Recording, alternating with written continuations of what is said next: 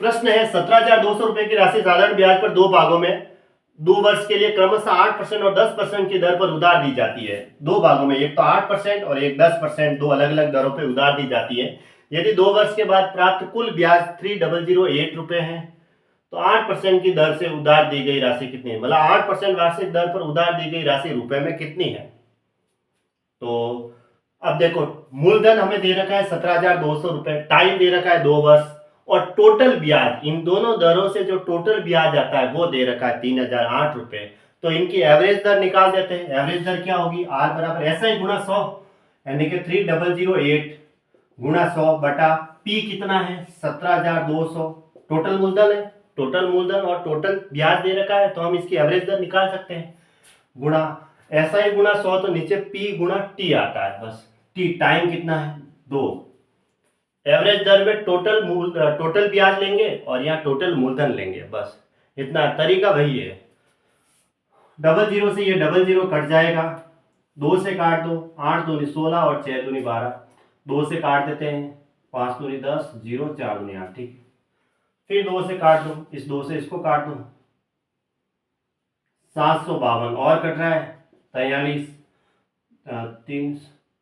376 बटा 43 परसेंटेज, ये एवरेज दर आ गई इन दोनों की। और औसत दर बीच में लिखी जाती है एलिगेशन मेथड में, 376 बटा 43%।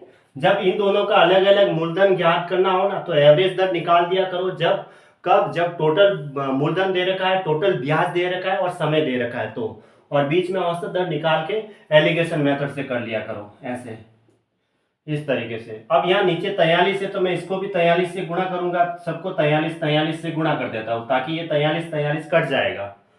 अब इधर देखो 43 गुणा 8 करेंगे तो कितना आएगा, 8 3 24 और 2 32 और 2 34,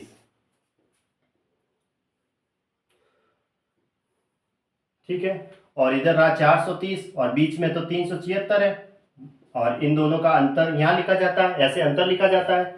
तो ये तो है 376 और ये है 430, इसमें से ये माइनस कर दो, 10 में से 6 गया तो 4 आएगा, फिर 12 में से 7 गया तो 5, 54 रहा ये तो, और इसमें से ये माइनस कर दो, 2 7 में से 4 गया 3, 32, अब फिर कट रहा है तो ये 27 बार कट रहा है और ये 16 बार कट रहा है। देखो हमें टोटल मूलधन दे रखा है, ये अलग अलग धन आया हमारे पास, दोनों को जोड़ेंगे 27 प्लस 16, यानी कि 27 प्लस 16 की वैल्यू दे रखी है 17,200 रुपए, ये रुपए में दे रखी है। 7 में एक है 43 की वैल्यू दे रखी है 17,200 रुपए।